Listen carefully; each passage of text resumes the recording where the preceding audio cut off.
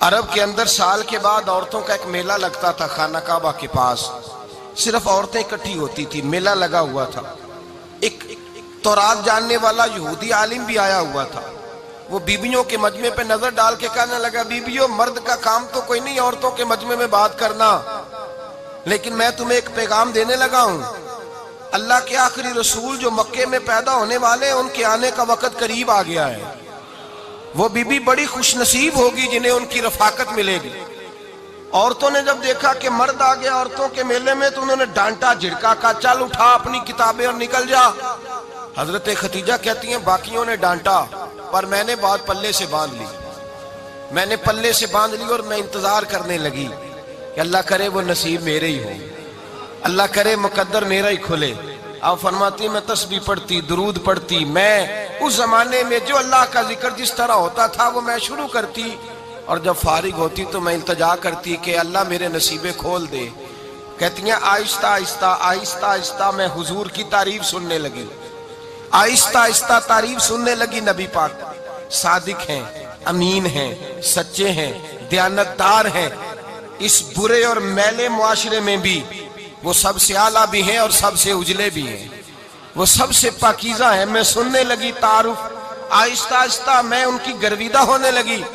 ادھر نبی پاک صلی اللہ علیہ وسلم اپنے چچا جناب ابو طالب کے پاس رہتے تھے، قحط آ گیا، حالات بگڑ گئے۔ حضور سید عالم صلی اللہ تعالی علیہ وسلم سے چچا کہنے لگے بیٹے اگر مال تجارت لے کے شام جاؤ تو بڑا نفع کماؤ گے، ہمیں ضرورت بھی ہے، اور اگر ہو سکے تو ختیجہ کا مال لے کے جاؤ۔ نبی پاک نے کہا چچا میں نہیں کہوں گا کسی سے جا کے، میں نہیں کہتا کسی سے جا کے، جو میرے نصیب میں ہوگا میرا رب خود عطا فرمائے گا، میں نہیں کہوں گا۔ مصطفیٰ نے تو نہیں کہا۔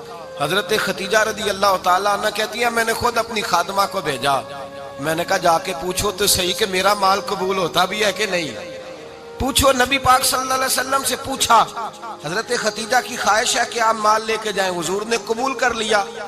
جناب خدیجہ الکبریٰ رضی اللہ تعالیٰ عنہ کے غلام تھے، میسرہ ان کا نام تھا، جناب خدیجہ نے ان کو ساتھ بھیجا۔ فرمایا تین باتیں ارشاد فرمائی، ایک تو فرمایا سارا رستہ غور سے دیکھنا میرے نبی کے ساتھ کیا معاملات درپیش ہوتے ہیں، ابھی اعلان نبوت نہیں کیا، فرمایا ذرا غور کرنا، میرے مصطفیٰ کا مطالعہ کرنا اور مجھے واپس آ کے سبق سنانا، وہ جو تم نے چہرہ بددعا کی تلاوت کی ہو ذرا مجھے واپس آ کے سنانا۔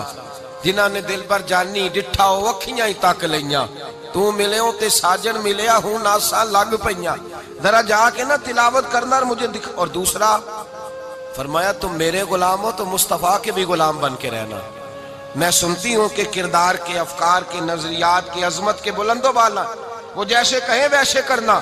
اور تیسری حضرت خدیجہ نے نصیحت فرمائی، فرمایا محمد ابن عبداللہ صلی اللہ علیہ وسلم کی رائے سے اختلاف نہ کرنا، یہ چلتے ہوئے معاہدہ کیا، جو وہ کہہ دے سو کر جانا۔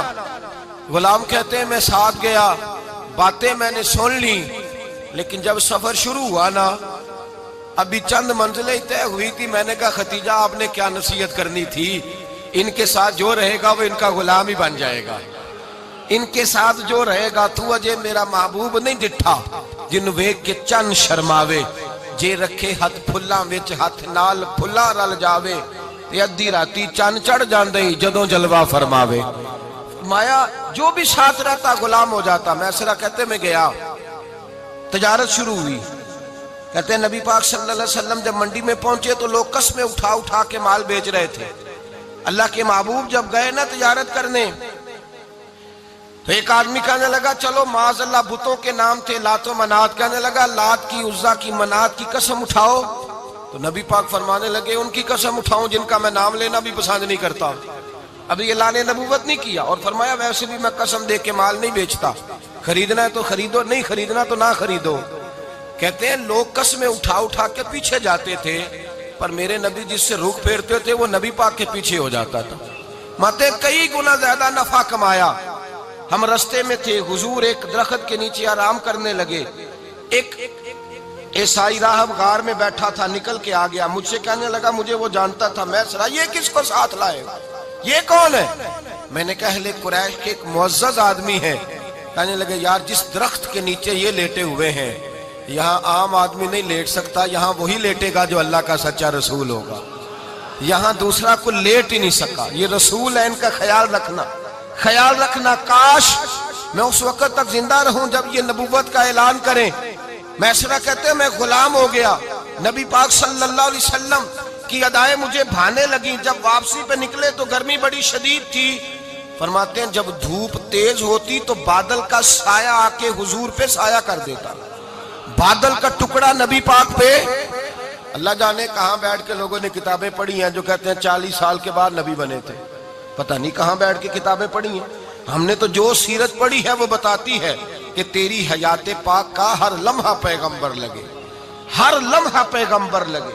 یہاں تو وہ لوگ جو کئی سال پہلے 20 اور 25 سال پہلے حضور سید عالم صلی اللہ علیہ وسلم کی رفاقت میں رہے، وہ اعلان کر لوگ پتہ نہیں کہاں بیٹھ کے کتابیں پڑھتے ہیں، کہاں بیٹھ کے.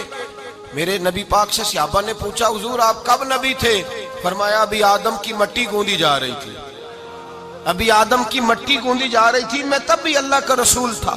میرے بھائی نبی رحمت سید عالم صلی اللہ علیہ وسلم کے غلام حضرت ختیجہ کے غلام کہتے ہیں واپس آیا. اور پہلے بھی کئی دفعہ حضرت ختیجہ کا مال گیا تھا، بڑے نفع آئے تھے، پر جو نفع اس سال آیا وہ پہلے کبھی نہیں آیا تھا. کہتے ہیں مجھ سے حضرت ختیجہ کی سہیلی بھی بیٹھی تھی، میں بھی آ گیا.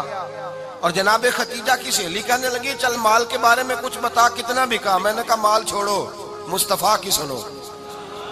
اور پھر کہتی چلو ٹھیک ہے، بادل سایہ کرتا تھا، چلو ٹھیک ہے. تم سے راہب نے پوچھا تھا یہ صحیح ہے، انہوں نے تیری سارے رستے بڑی خدمت کی، تیرا بڑا خیال رکھا، پر یہ بھی بتا تجارت کیسے ہوئی؟ تو میسرہ کہنے لگا زندگی میں نے بھی ساری گزار دی ہے، پر اس رسول کے ساتھ 4 دن ہی گزارے ہیں. حد ہو گئی مجھ سے، اور کچھ نہ پوچھو، اور کچھ نہ پوچھو. آ میرے دل آمنہ کے لال کی باتیں کریں، اور کچھ نہ پوچھو، بس ذکر ان کا چھیڑیے ہر بات پر، اور چھیڑنا شیطان کا عادت کیجئے. بس مجھے حضور کے تذکرے